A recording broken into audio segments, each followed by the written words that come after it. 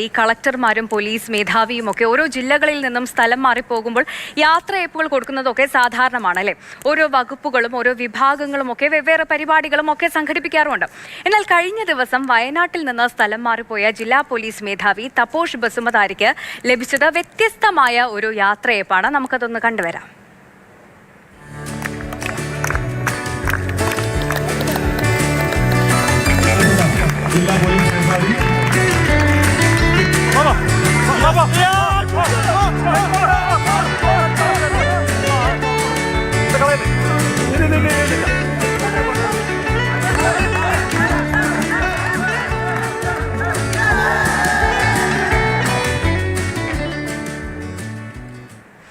M Kamal നമുക്കൊപ്പം ചേരുന്നുണ്ട്. കമൽ, ഒരു ഫുട്ബോൾ ടൂർണമെന്റ് നടത്തി യാത്രയയപ്പ് നൽകുന്നതൊക്കെ വ്യത്യസ്തമായ ഒരു കാര്യമാണല്ലേ? എന്തായിരുന്നു ഇങ്ങനെ ഒരു ആശയത്തിന് പിന്നിൽ?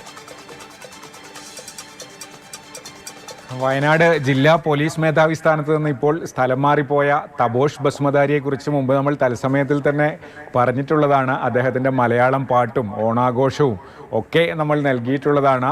ആസാം സ്വദേശിയായ അദ്ദേഹം ബോഡോ മേഖലയിൽ നിന്നുള്ള ആളാണ്. അദ്ദേഹത്തിൻ്റെ ഇടപെടലുകളും വളരെ വ്യത്യസ്തമായിരുന്നു. വളരെ നന്നായി മലയാളം സംസാരിച്ചിരുന്നൊരു ഓഫീസറായിരുന്നു.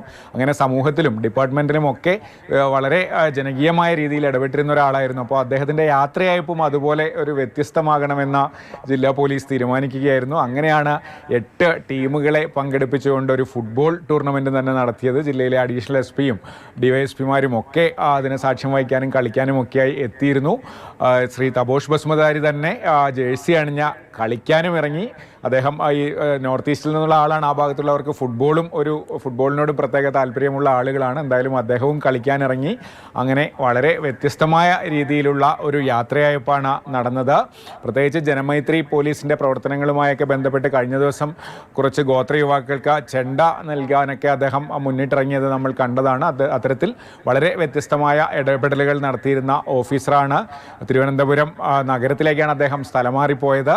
എന്തായാലും വ്യത്യസ്തമായ രീതിയിൽ തന്നെ ജില്ലാ പോലീസ് അദ്ദേഹത്തിന്റെ ഡിപ്പാർട്ട്മെന്റ് ബസുമതാരി, അദ്ദേഹത്തെ കുറിച്ച് നമ്മൾ നേരത്തെയും വാർത്തയൊക്കെ നൽകിയിട്ടുള്ളതാണ്. ജനപ്രിയനായ ഒരു പോലീസ് ഉദ്യോഗസ്ഥനാണ്. അപ്പോൾ അദ്ദേഹത്തിന് യാത്രയയപ്പ് നൽകുമ്പോൾ അദ്ദേഹത്തിന് ഏറ്റവും ഇഷ്ടമുള്ള ഒരു രീതിയിൽ ഫുട്ബോൾ ടൂർണമെന്റ് സംഘടിപ്പിച്ച് തന്നെ ഒരു യാത്രയയപ്പ് നൽകി എന്നതാണ്. ശരി കമൽ.